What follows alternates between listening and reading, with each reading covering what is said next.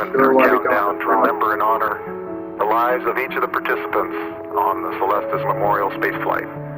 Their presence on this flight signifies a commitment to the opening of the space frontier shared by all of us.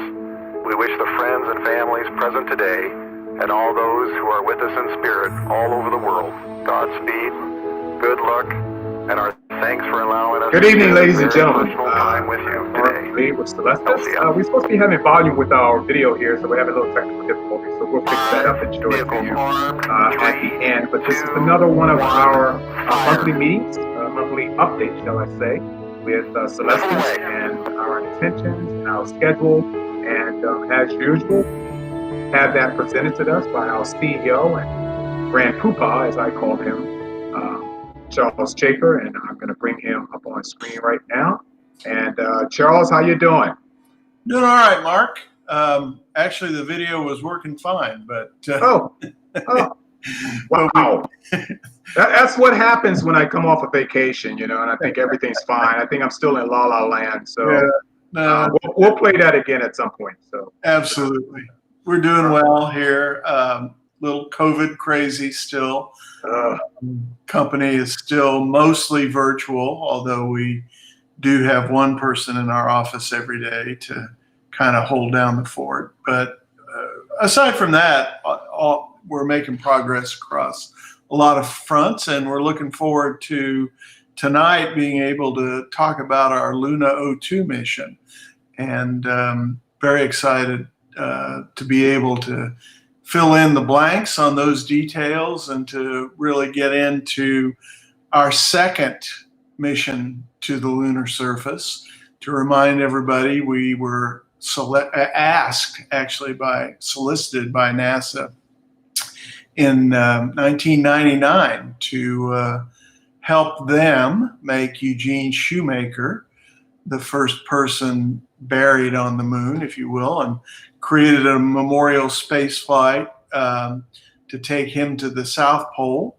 And that inaugurated our Luna service. We've been waiting for the rest of the world to catch up with us. We've been ready for a few years, but it's taken a few years for the commercial sector to really come full force. And partnerships with NASA and the advance of space commerce being the two elements that really have made it possible for us tonight to announce that our Luna 02 mission is on deck, ready to fly next year. And we're delighted to have a representative of the company that's going to conduct that mission for us, Astrobotic, here tonight to talk to us about her company and really the background on the Peregrine lander and just all the exciting stuff that they're doing at Astrobotic. Stand by, she is coming up. Hi, everyone. Can you hear me? Hold on for a sec there, Jennifer. Sure. There we go. Hello. There we go. Hi. So this is Jennifer Lopez, who's the Director of Business Development at Astrobotic and has a background working with NASA and just in general, impressive resume. And welcome, Jennifer. We're happy to have you tonight. And I guess let's dive straight into it. Tell us a little bit about yourself and about Astrobotic and the first flight that you guys are rapidly approaching. Absolutely.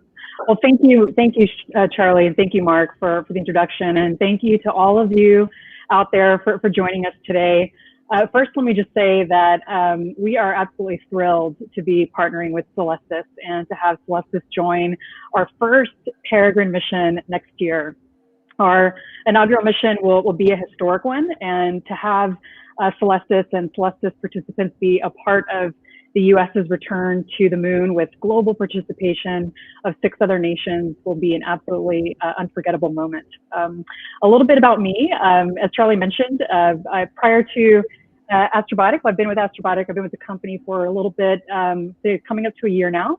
And prior to joining Astrobotic, I was the technology lead for commercial innovation and sponsored programs at the International Space Station National Laboratory. And I was in that role for almost 4 years. So I'm very familiar with working with NASA and very familiar with this new introduction of commercial space and trying to bring sort of these non-traditional space players or non-traditional space companies and to bring access to space for them, and starting with the International Space Station in low Earth orbit, and then moving over to the lunar surface. And now I'm responsible for bringing in new partnerships and sponsorships for Astrobotic, focusing on our inaugural mission launching next year, and then developing that across our product lines, from planetary landers to planetary mobility. That includes all of our rovers, in addition to looking at new opportunities to develop for future missions and technology. So trying to develop new tech and working with non-NASA agencies and trying to develop that. So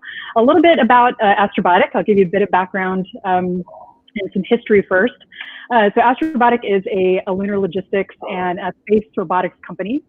We're based in Pittsburgh, Pennsylvania, in the US. And we're roughly about 13 years old, and our mission and vision is to make the moon and to make space accessible to the world. So it's a perfect partnership for a company like Celestis. And I'll say last year, just recently, we've been celebrating the 50th and 51st anniversaries of the moon landing and Apollo missions, and we're continuing to commemorate those historic moments, but we're also reminded of the fact that only 12 people have actually walked on the surface of the moon. And so we've only spent roughly about 2 weeks in total on the lunar surface. And we still have so much more to learn and build new opportunities. So access to space, I would say more specifically access to the moon, has been traditionally very limited, mostly to governments or traditional aerospace companies.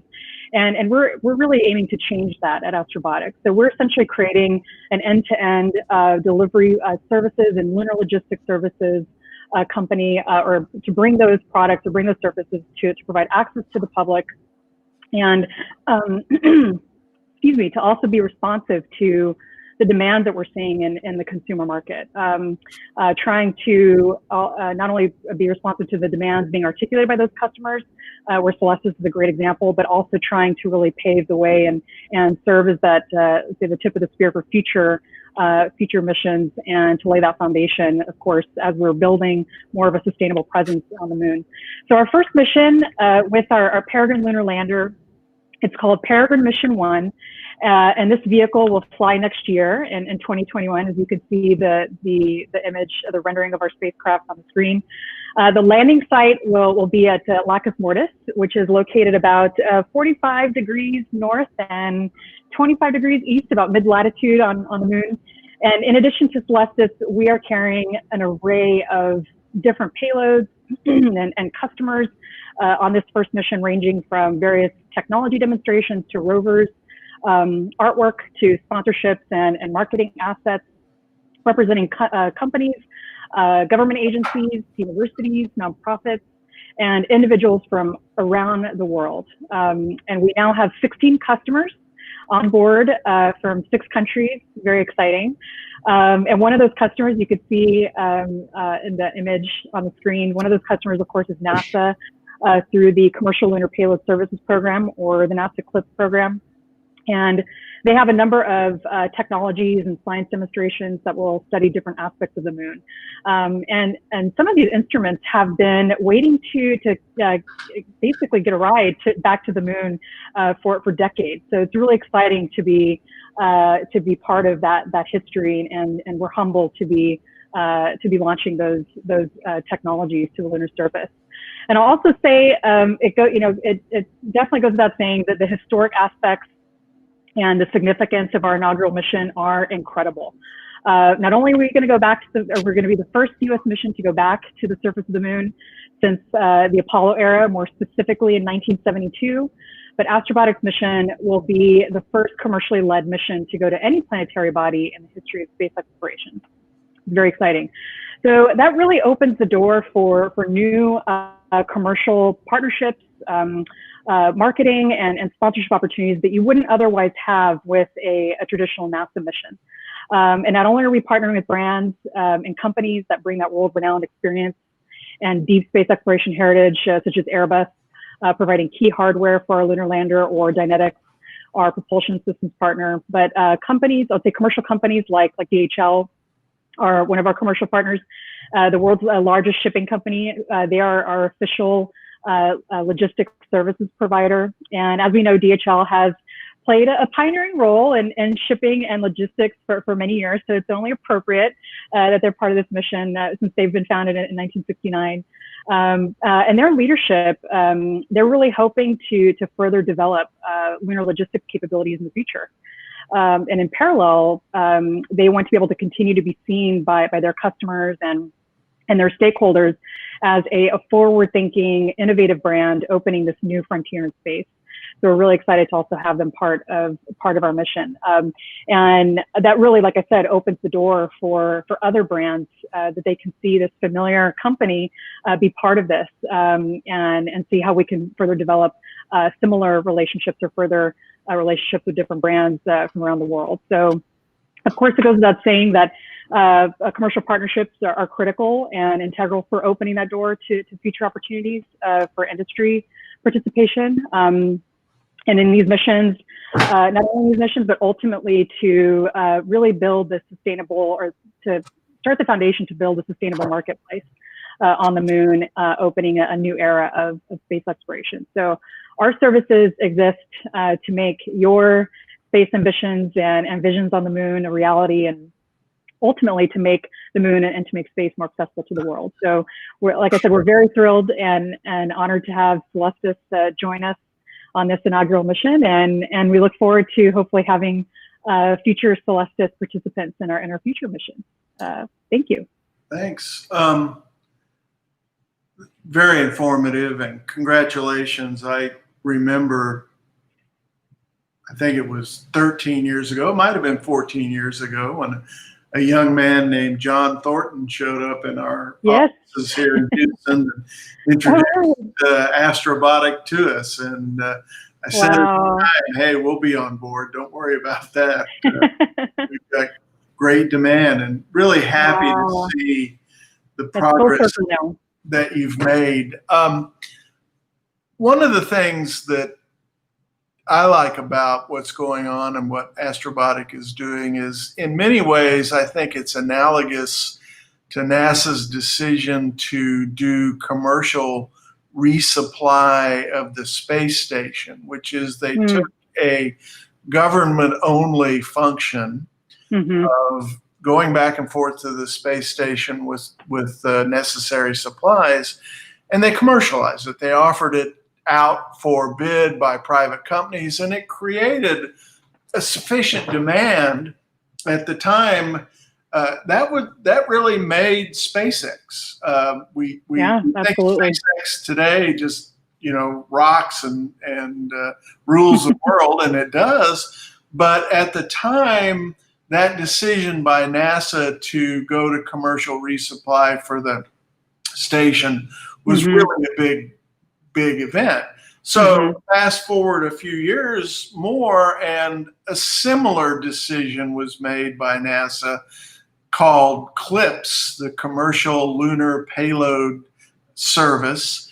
And that was really equally, it seems to me, not only revolutionary, but also evolutionary for commercial people to start thinking about, hey, we can really do lunar missions. And talk a little bit about the CLPS program and how that got you here.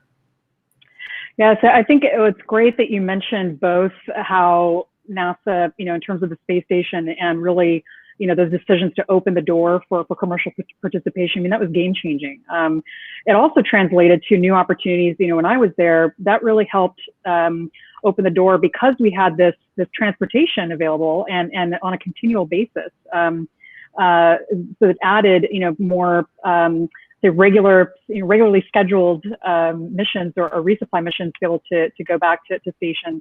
And it enabled us to be able to really develop that for other customers around the world, and to help sell that, to say, look, you have access to this platform for R&D or for technology demonstrations, for innovation, for marketing or branding opportunities, and that wouldn't have happened in that way, I think, from a at the pace, at least, that it happened without, like you said, without NASA opening that door. So I think in a similar way, CLIPS has been also, like you said, it's been revolutionary for NASA, not only for them to be able to enable companies like ours to participate, but also other companies, that, because we had a little bit of a head start. We've actually been building with our payload customers and our services before CLIPS had even started. We were actually signing on customers to our mission, or at least our inaugural mission, before that was even in existence.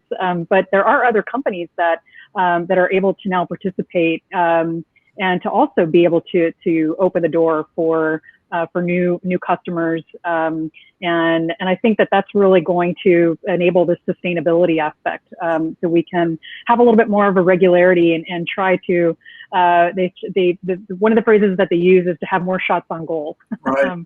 and I think that's a brilliant way to look at it, because then you're able to sort of de-risk, but you're also at the same time a little bit of a risk, but you're at least opening the door for a number of different participants to be able to be involved. And so I think it's really going to change the game as we're, our companies, the CLIPS vendors, initially it was 9 companies that were selected, and then of course, that was expanded recently to include companies like SpaceX, Blue Origin, and other big companies or aerospace companies. But I think that's really going to set the stage as, we're setting, we're serving as the tip of the spear for these next crewed missions, and how we're at least starting to get more of a presence on the moon. So we're absolutely honored and thrilled to be part of that and to be part of that history.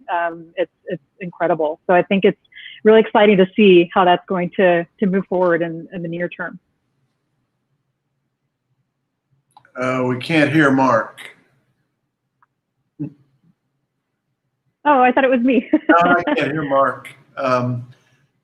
No sound. So I'll play host here for a minute till he gets his sound back. No problem. One of the questions that has come in over the couple of questions. The first is, why did you choose Lacus Mortis as the landing site? Great question. Well, I can only answer, at least from a limited standpoint, in terms of what I know, based on, from what my colleagues and what we've discussed at the company. I think one, that the location of the landing site had actually been predetermined prior to CLIPS, and of course, from a overall mission profile perspective, landing at that particular site, it also helps to de-risk a bit. It's not as much of an extreme environment as going to the South Pole, for instance, for the first time. And the terrain, the surface in that particular region lends to a little bit more of a safer, excuse me, in terms of our descent and landing overall landing site. So I think that all of those factors, in addition to a number of other factors as far as timing and everything else, have played a role. So we're excited to be landing in Lacus Mortis, and looking forward to other locations, and of course with our Griffin mission for Viper going to the South Pole in 2023. So can you guys hear me now? We hear you now, Mark. Okay. May I ask a question? You're back. Sure, okay. Absolutely. Okay, I just want to say, Jennifer, imagine me as the reporter in the room, someone whose brain size is 25% less than yours, and a Charles, of course. So I want to lay this all out in layman terms, especially for people that are viewing us right now. Celestis we are in fact passengers, along with I'm assuming, your rover, your capsule, your lander. Please correct me if I get any of those wrong. Yes. And All correct. you are in fact landing our passengers onto the surface of the moon. If people have not gotten what all of this has been going on since we started our broadcast. We are in fact a passenger. We are going to the moon. a number of passengers. I don't know, that's in Charles' department as to how many people will actually be journeying to the moon. And as Charles opened up with, we in fact have landed one individual. One individual was in fact then turned on the surface of the moon. And we will be doing that again with, of course, a lot more people. With your knowledge, okay, and your technology with robotics, how in fact is all of this being carried out with our payload?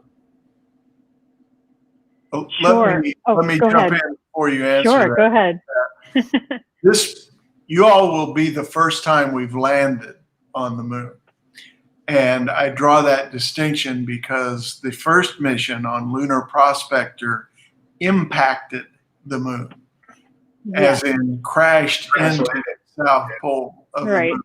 And that was for a very specific reason. They did actually a spectrometer experiment. At the time, it wasn't known whether there was ice on the South Pole or not. And so they used the impact of the Prospector satellite after it had orbited for a number of years to crash into the South Pole in hopes that it would spew up, if you will, some ice that could be viewed by instruments on Earth. That experiment was inconclusive, so they still don't know if they're going to be, if they didn't know if there was water on the moon. That discovery came later through, I believe, a radar spacecraft that orbited the moon. But it'd be a great time to talk, I think, to answer Mark's question about Moonbox a little bit, because we're flying aboard Moonbox. So go ahead, Jennifer, tell us a little bit about it. Sure. So as I mentioned, DHL is one of our commercial partners. They're the world's largest shipping company, and they're our official logistics services provider. So DHL developed a payload program to promote their first mission called DHL Moonbox, as Charlie mentioned, which allows anyone in the world for a very low cost to ship various items, artifacts, or keepsakes to the moon. And they're very excited to be a corporate sponsor and partner of ours, and to enable the public to participate in this historic event, and hoping to continue that moving forward for future missions. So it really enables the world to be able to participate in what otherwise would have been not as easily accessible, to be able to send an actual object or to send an actual item to the surface of the moon. So one example, I'll just give you a couple examples. One is artwork that students have actually created at a particular school, and a number of students they created this particular object or this piece of art, and that's going to be included and will be launched and carried to the surface of the moon. And that's just one example. So of course, another example with Celestis and Celestis passengers to be able to be part of that. And in addition to a number of other artifacts and keepsakes and various items. So we actually, I encourage all of you out there, if you're interested, to participate, of course, to contact Celestis and to be part of that. We still have a little bit of room left, and the manifest is shortly about to officially close. But again, we're very excited to be launching these very special and various, like I said, these keepsakes and various artifacts. So that's just at a high level a little bit about the Moonbox program. So a couple of other questions have come in. Yes. Great. One from a viewer in Wisconsin, and another one from a viewer who hasn't identified, but they both have to do with, hey, I want to see this. So the first question is, will there be a link to watch the launch in 2021? Yes. The short answer is yes, absolutely. Yeah. We're hoping to have our launch and, of course, the moon landing to be available as a live event. And, of course, as we near closer to those dates, we'll certainly be promoting that to the public. And, of course, we'll make sure that your viewers and your community has all of that information. So absolutely. We'll definitely be all over that. And then a related question is, will you be transmitting live video from the surface? Oh, that's a great question. We get asked that a few times. I say quite a bit, and I would say we're hoping to be able to capture imagery, video while we're on the surface of the moon. Of course, we have to have certain cameras that are keeping track of the mission of these status cameras, and also having cameras that are able to look after certain payloads, or some of our payloads actually require, or as part of their payload, they have cameras to be placed in a certain position to be able to monitor those payloads or payloads deploying. So we will be able to have some imagery and some footage. I would say whether or not it's going to be accessible live, or whether or not we'll be able to live stream it, I don't want to make any promises yet to be determined. It all depends on, as far as a number of different factors as we're accessing that traditional communication link from the moon to Earth, and using various, let's say the Deep Space Network groundlink stations. So we'll certainly let you know. Hopefully some of those lunar satellites that are designed for communication and relay will be operational, but not by next year, I don't. Yes, that's why I hesitated, because I think eventually one of the things that we would absolutely love to see, I think we would all be able to love to see, or to have that ability to transmit live content, or to transmit video and imagery, especially in future missions, or when we have our next crewed missions to go back to the surface of the moon. So hopefully we'll have some sort of support network or some access that way, but stay tuned on that.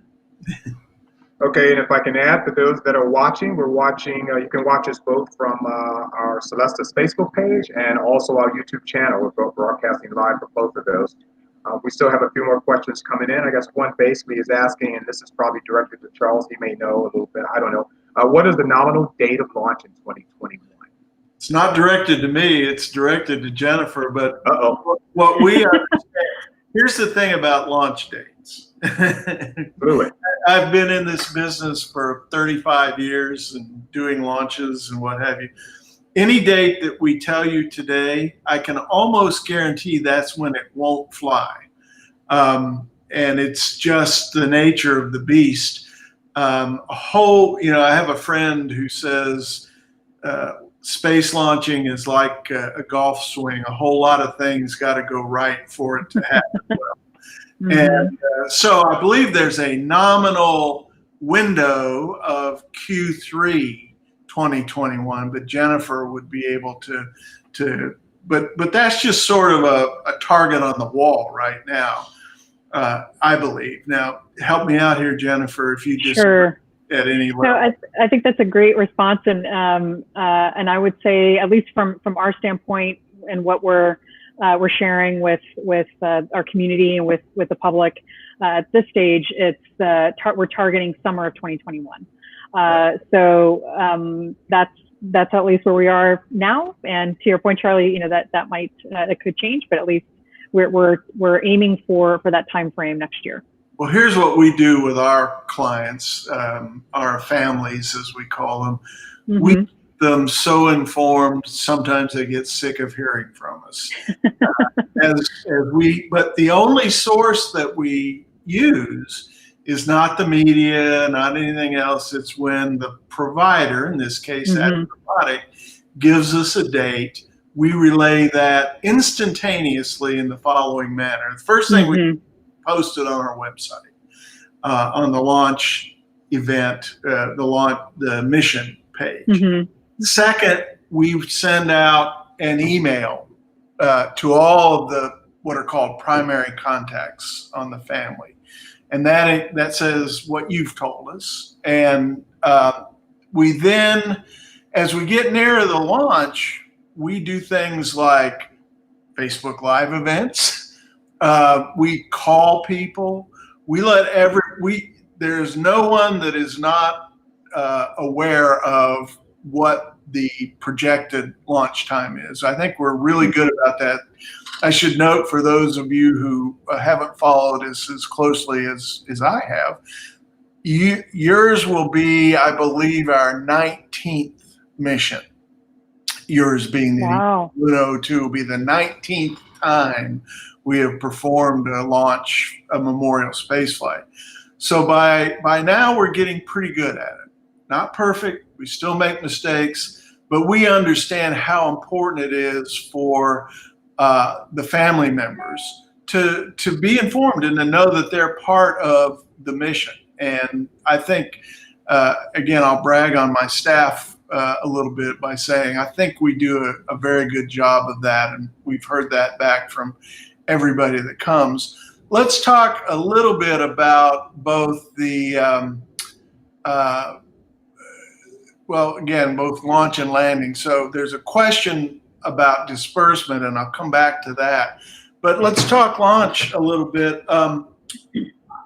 If I'm not, I think I'm absolutely right. You'll be flying on, if not the earliest, one of the very early Vulcan Centaur missions, which is the new super rocket from ULA, United Launch Alliance, who is a combination of Boeing and Lockheed that has been, I think they've had like 72 launches in a row. I know, they're incredible. But they are they're developing a powerful new first stage. It used to be Atlas, which dates all the way back to the missiles of the Cold War. And now it will be Vulcan, which is a new, specifically engineered, partially reusable super rocket. And it's pretty exciting that we'll be able, those of us that, COVID willing, are able to travel to the launch site and view the launch from Cape Canaveral, Florida. That'll be amazing, always is. And, but it very exciting to see this new launcher that we're going to fly on. I'm pumped. We're real happy at Celestis that we've flown on Pegasus, Atlas, Taurus, Lockheed Launch Vehicle, Falcon 1, Falcon 9, Falcon Heavy. Wow, Falcon 1? I didn't know that. Bunch of rockets. That's And great. I think this will be very cool. Yeah, absolutely. And of course, because ULA, they like you were mentioning, they bring that heritage, that space heritage, and of course all of the partnerships, the various launches that ULA has had. So we're so excited to be flying on that mission, on their inaugural mission with the Vulcan Centaur vehicle. And we actually signed with ULA for Peregrine Mission 1. We actually signed shortly after we announced where NASA had awarded our CLIPS award for Peregrine Mission 1. So we're also very thrilled. No, that's exciting. And I've been out to ULA in Colorado. I haven't seen the factory in Alabama. That's on my list, my bucket list. Yeah. Well, we're all space geeks here. A couple of questions about are we dispersing the ashes? And the short answer to that is no. We remain contained aboard the Peregrine lander, and essentially forever, or in fact forever, at least as long as there's a moon. There will be a known location where your loved ones are spending eternity. You can view the location from Earth. You'll see it every time you walk out on a night of a full moon, or even probably a half moon. But we do not intentionally disperse. That's part of our philosophy. Part of what we like to do is, even in our orbital missions, people often ask us, well, you're releasing all these capsules. Doesn't that create a lot of space debris? And of course, the answer is no, we don't do that. First of all, we wouldn't be allowed to under both international law and FAA regulations. But secondly, it's not who we are. We really think of ourselves as preserving the space environment while we're helping to exploit it and to help generate new commercial markets for it. So to answer those questions, we'll stay on board comfortably tucked away in the DHL Moonbox for all eternity. Mm-hmm. Did you read the second part of Sharon's question here, Charles? No, let me see. It says, hold on for a minute. And if they remain on the lander, does the fact that people's ashes are on board make the astrobotic lander a grave site and thus not subject to being salvaged in the further future? Tough one. Well, I don't really. To be salvaged? That's the part that I'm. I think salvaged. Astronaut owns it. Yeah. I'm unlikely to give anybody a salvage permit. Yeah, I would think so. Right. Too. It's not abandoned.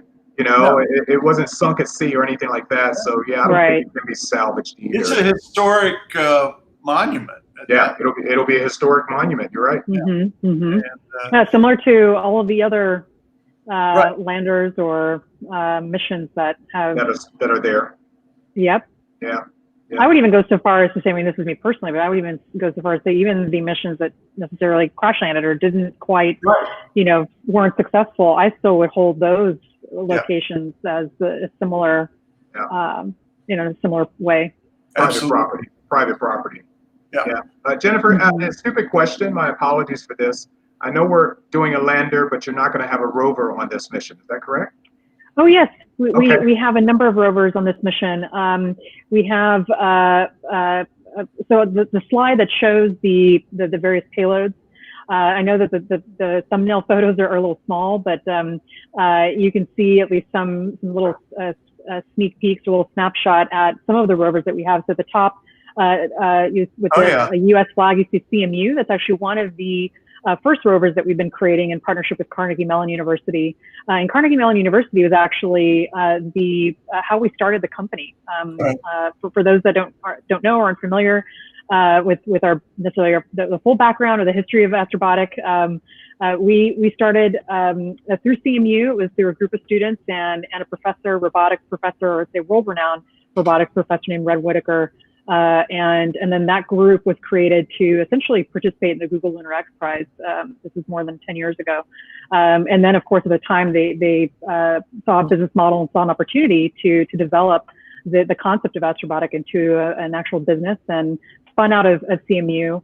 But, because we have this close partnership with CMU, of course, we have that access to that robotics expertise and some of the new pathways as far as the approaches to robotic technology. And then, of course, we have other exciting rovers that are part of our mission from Japan to the UK. The UK has an exciting rover from a company called spaceflight, and the shape of their rover it's actually modeled after, or it looks similar to a spider. It's pretty exciting.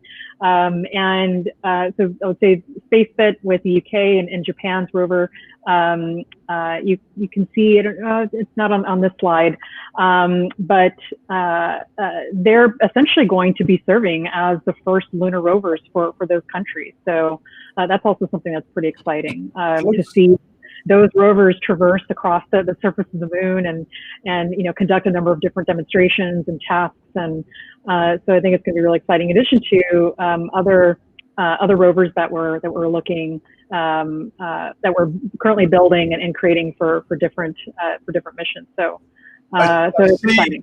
I see Canat. I can never pronounce it. Canadensis. Oh, Canadensis. Yes, that's also another rover that they're currently building as well. Very good friend of Celestis and mine, Chris Salaberger, is the founder of that company. And great! He's. I was excited to see that.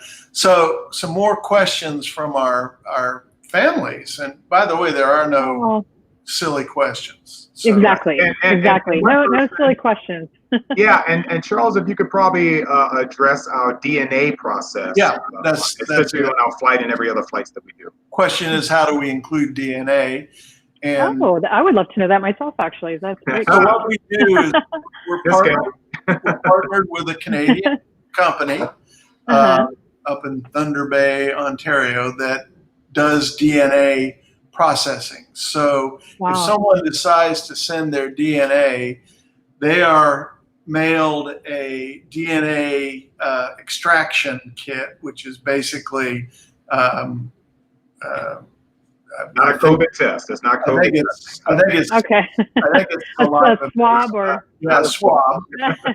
That's returned to our partners, who then do two things. One is they send a sample. Well, they create a DNA sample that is bonded to an inert substance, little white powder. So it's not organic. It's just simply a bonding powder that the DNA information is attached to. So we end up flying a small amount of that DNA powder that's been converted at the DNA lab, which a small amount includes the entire human genome for the person. So it's a complete DNA sample. And that's encased, just like the cremated remains are, in an individual flight capsule, and then included into our payload. So it's very much like what we do for remains, only in this instance it's DNA. We're careful to be sure that we weren't doing anything organic, because although there's not really any issue with going to the part of the moon that you're going to, there are new standards. I saw that. Yes, this came out recently. Organic material on the south pole of the moon. But it doesn't matter, because we're not sending anything organic. And there have been, there was a previous kind of issue with these little tardigrades, which are tiny little. Yes, the water bears. Yeah, that can apparently withstand the rigors of zero, no oxygen, nothing, and can be transmitted. And so people want to be careful about sending Earth life forms to planetary bodies, which we support. Again, we think that's why we do what we do. And so we don't have any of those issues, is the bottom line. But we do send the complete human genome as a result of the DNA, if someone chooses to fly DNA with us. That's great. Yeah, it's very cool. And then the other thing that we launch in our flight capsules are little teeny memory devices. And what we do there is the same thing. We, like the students are sending art, we have people that are sending messages, or we have a partnership with a foundation in Florida that is sending messages from St. Jude's Children's Hospital patients. And so there'll be a variety of digital information that goes into one of our flight capsules. And I think most people at this point are aware that when we fly cremated remains or DNA, we fly an individual flight capsule that is space proven. We've flown it on all of our missions so far. We had to do the standard thermal vac tests on them before we ever flew them the first time. But those capsules, you can see them on our website, are engraved with the name of the participant. And that is the container, individualized container, that brings the cremated remains sample or the DNA sample to the lunar surface.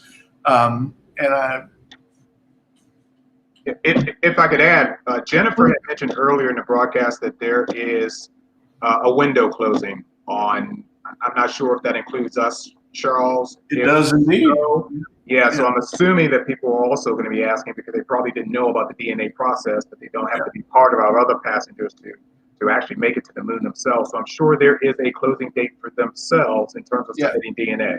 That's a good point. So what our friends at Astrobotic have told us is that they want to receive our payload 6 months before the scheduled launch.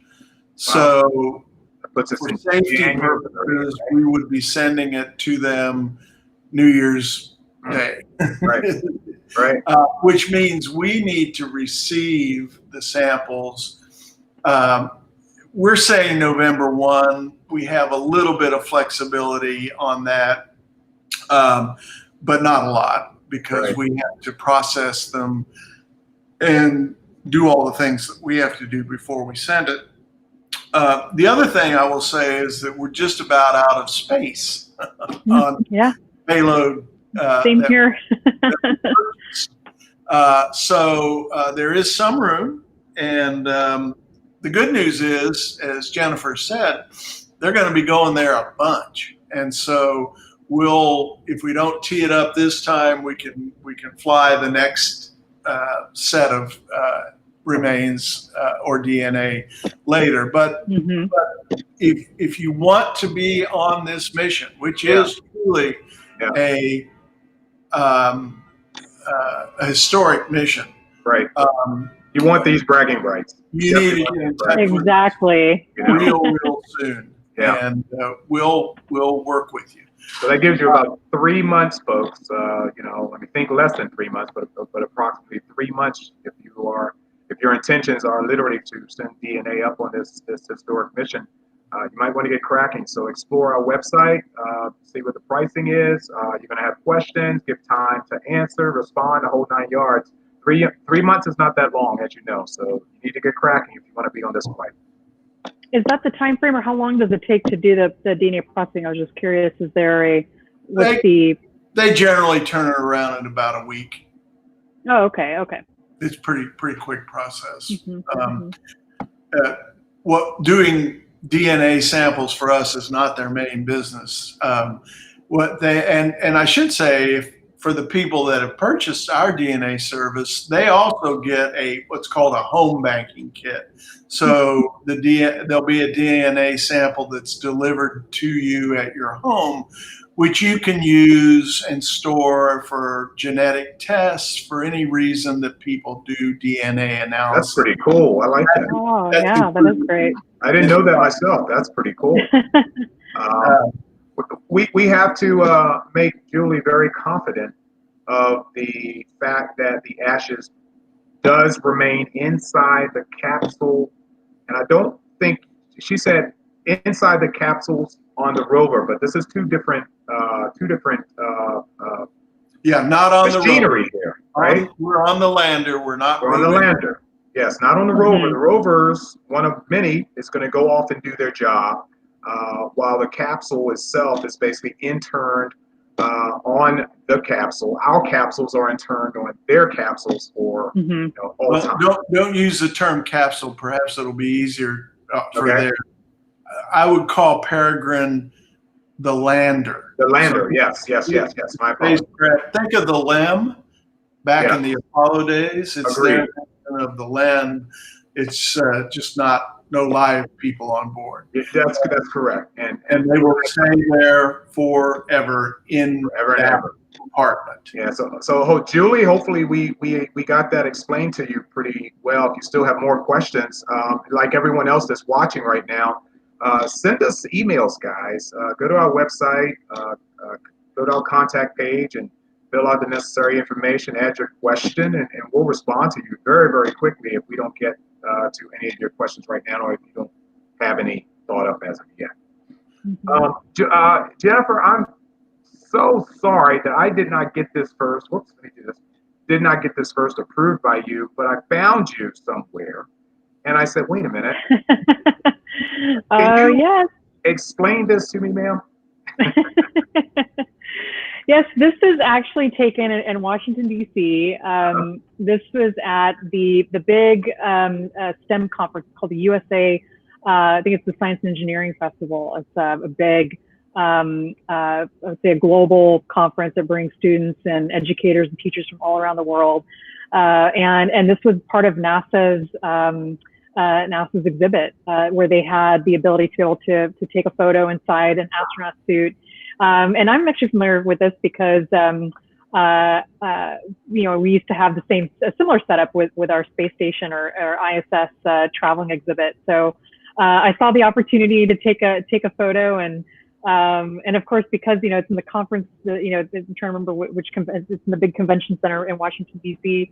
The lighting is really great. And that's where my astronaut photo comes I from. thought when I saw it, it was actually a fitting for something you haven't told us about as of yet. Oh, I wish that were the case. You never know, though. It's funny because actually, when I, first started, I was initially interested in space exploration when I was in second grade. So at the time I was in the Young Astronauts program and got interested in space and physics and science and technology. And so it was, my ambition would be to be an astronaut, but I think, we'll see how that, how that plays out over the coming years. But yes, that was my one moment to be able to live the dream, so to speak, and what it might be like to be an astronaut. But yeah, I found a very interesting article about you in National Geographic. So you guys might oh yes, your name and National Geographic. You were 2017 class of National Geographic Emerging Explorers. Yes. You were one of 14, from what I understand. Yes, I was selected that year to become a National Geographic Emerging Explorer, and I've been involved with National Geographic ever since. I was actually working with them, or volunteering and involved, participating in a number of different programs with National Geographic prior, but that was the official year that I was invited to become an explorer and work with them on a number of different programs and projects relating to space technology, data science, and other areas of science and tech. And then, of course, helping them to promote, the work of the explorers at different events around the world. So it's for me, it's been an absolute honor to be a part of that because, also when I was young, I was interested in exploration and interested in just always asking, the questions about our universe and of course watching movies like Indiana Jones. Oh yeah. And saw archaeology and saw history and just all of those areas with science and technology for me. So it's just incredible to be part of that. And of course, reading the magazines, back then, that was also something that I thought was just incredible to have, start, to first become interested in National Geographic, through that, and then to be involved with them today. So yes, I'm very excited to be part of that community, and they're just doing incredible things. So that's great. Mark, we've had a couple of comments about cost. Yes, I saw that. I think it's time. Somebody wondered if you had to have $1 zillion to do that. Actually, it's 1,000,000,001. A zillion. She's wrong. What? How many zeros is that exactly? I'm too old. I'm too old. No. We have good news on that front. So we offer. So let me give you the real quick overview on costs for a memorial spaceflight. The average cost of a funeral in the United States these days is right at $10,000, $9,000 plus is the average that people spend. When we first started the company, we configured our service, and part of the reason that we fly only a symbolic portion of remains is because we knew we wanted to keep our services in the realm of that average cost of a U.S. funeral. By the way, the average cost of a Japanese funeral, and we fly several folks from Japan on every mission, is around $30,000. So we're getting a break here in the U.S. But we wanted to be sure that we had an affordable option. Now, of course, you have to have some means to have a Celestis memorial spaceflight. But our services begin at Earthrise, which is a really cool mission. We fly out of Spaceport America in New Mexico, where we fly on a suborbital trajectory. The remains reach space. They hang around in space for a few minutes and then they parachute back down. We recover the capsules and we send the recovered capsules back to the families as a flown keepsake. And for that service, we charge $2,495, well below half of the average cost of a U.S. funeral. We also offer our Earth orbit service, which launches the capsules into an Earth orbit that can launch anywhere from a few years to a few hundred years. We have 3 missions still live in orbit, and if you go to our website, you can track them. And that's kind of cool because for some people, depending on where you live, you can go out at night and know that mom or dad is going overhead at that time. That service is priced at $4,995. Again, about half the cost of an average U.S. funeral. The deep space mission we call Voyager and the lunar service we call Luna are both priced at $12,500, which is slightly above the average cost. But hopefully over the time, as Astrobotic and others are successful in increasing the cadence of launches, we might be able to offer a little bit less. But I've got to tell you, we do a lot for the money. Besides the launch, we put on a 3-day event at the launch site that is pretty amazing, that has astronaut hosted dinners, tours of the launching facility, and then always a private viewing area that is staffed by our Celestis team. So we think we're pretty high value for spaceflight, as it turns out, and hope that everybody agrees. We offer payment plans.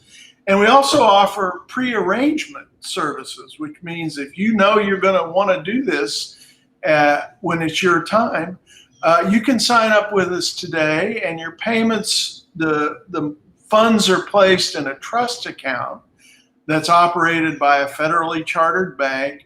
You own the trust account, so you can cancel anytime you want to or need the money. But that trust account allows you to make periodic payments. We have some people that are paying $80 a month toward their service. And by choosing to pre-arrange the service, you do a few things. One is you lock in the price. It won't ever go higher. The second is you've established peace of mind, your own. You know that the service is going to be performed, and your families aren't going to have to run around looking, how do I fulfill my loved one's last wish? It's already done. So we offer that service and have a lot of folks who have signed up for that service. So that's the discussion of price, again, which we think is pretty reasonable. And thank you, Sharon, Jerry, for the endorsement of the 3-day launch event here on the chat. We were thrilled to host you and 650 other folks at our Falcon. Oh my, that was and one question that did come up that I don't think we got to was about this launch coming up, the lunar launch. Of course, that is out of the Cape. Is that yes. correct? Yeah. Yes, so exactly. That's a Cape Canaveral flight. And Charles is absolutely right. And thank you, Sharon, as well. The 3-day event prior to the launch is unbelievable. It's off the hook. So wow. it's enjoyment for the family. It's a celebration. This is not a morning, service. It's a celebration. And I'm telling you, we're good at it. We're good at it. Most folks show up having never seen a rocket launch live, and it's a life-changing event. I think that's why I do what I do, is just to be able to go to all of our launches. Wow. But anyway, Mark, we're bumping up against our hour here. It's yes, we are. Fast, Jennifer. Thank you. I know it has. We could have continued. No, thank you. This is amazing. Well, we'll have you on again as we get closer to actual launch day. Absolutely. We'd love to. Definitely. Let's do it. That would be great. And again, thank you so much for partnering with us. We're excited to have Celestis join our inaugural mission next year, and look forward to partnering on future missions. So on behalf of the Astrobotic team, thank you so much. And if any one of our viewers want to know a little bit more about Astrobiotics and Jennifer herself, I literally Googled Jennifer's first and last name and put Astrobiotics you know, behind that, and you know, her whole tax records came up, when she purchased her home, how many animals she Yes, has. You know, so you can find exactly. out There's all a you lot. need. My SEO is pretty, Everything is on record. everything's So there. if you want to investigate her, you can definitely do that. As Absolutely. for us, of course, always go to our Celestis webpage. Like Charles said previously, no question is a stupid question, so ask away. We respond very quickly. We have a lot of missions that are coming up, especially this, which is probably our creme de la creme, I would think, Charles, of what we got in the future. What do you think? Pardon? Do you think the lunar flight is the creme de la creme of our For next year, yeah. Yeah. Mhm. Definitely is. It's a big one. We've waited a long time to do this. Right. And once again, you yourself can go. You're still alive and breathing. And if you still want to be a part of this flight, remember that window. You got less than 3 months to get your affairs in order and commit to this. The window is very small. Let me get to one last question, if I may. Sure. I see that Sure. we're back on the issue of orbital debris, or space pollution. And for Jackie, thank you for participating tonight. Yes. And if the service you want is one where your ashes literally disintegrate into space, then the Earth orbit mission is for you, because we orbit for X number of years, and then the laws of physics being what they are, bring the spacecraft down into the atmosphere where it burns up in entirety as it re-enters the planet like a shooting star. And there is truly an ashes to ashes service, and that would be one that creates nothing but dust. It doesn't even create dust. I mean, the friction of the atmosphere is so intense, there's nothing left after an Earth orbit mission. So you might want to consider that. But you've had some great questions tonight. We appreciate you logging on and being with us. Yeah, keep asking those questions, Jackie. It tests us, and I'm pretty good that Charles has all the answers, because I'm usually stumped at some point. I really appreciate that. On behalf of Celestis, we're really happy that everyone joined us here for this very important briefing for tonight. There will be briefings. We normally try to do them monthly. We keep everyone up to date. People that are already scheduled for future flights who need to know, how to plan. They need to know as much information as they possibly can. We provide that service. So Celestis.com, Jackie. Celestis.com. And we also have a Facebook page. So find us on Facebook as well. But and you'll see we don't just send anybody. We send all important people up.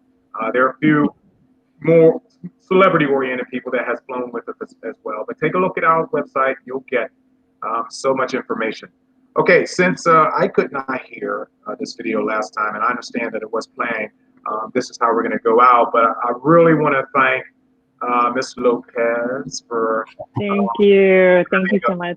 A brain 3 times larger than mine, and the work that you do is fantastic. And of course, my giant guru here, my CEO, my boss here, Charles Schaefer, who has all the answers to any question you may have about what it is we do.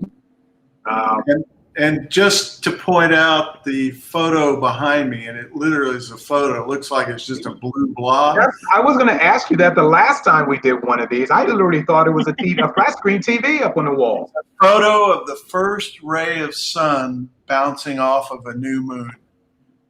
Wow. And can't see it on the screen, but there's just this little sliver of the moon. It's really cool. Oh, wow. That's cool. You have to send us a closer picture of it so you can see it. Oh, wow. That's amazing. Thank you, everyone, for joining us tonight. We will post our schedule on Facebook to our next briefing. Please visit us often, because there's always changing information, things you will want to know, not just as passengers on our future flights, but as curious people. So take a look. And we are going out with this video that I just lost. Oh, here it is. That failed me the last time. Not you, but here we go. Have a good night, everyone. This is the launch conductor in Mission Control. We pause at this moment in our countdown to remember and honor the lives of each of the participants on the Celestis Memorial spaceflight. Their presence on this flight signifies a commitment to the opening of the space frontier shared by all of us. We wish the friends and families present today and all those who are with us in spirit all over the world Godspeed, good luck, and our thanks for allowing us to share this very personal time with you today. Elsie out. 5 vehicles armed, 3, 2, 1, fire.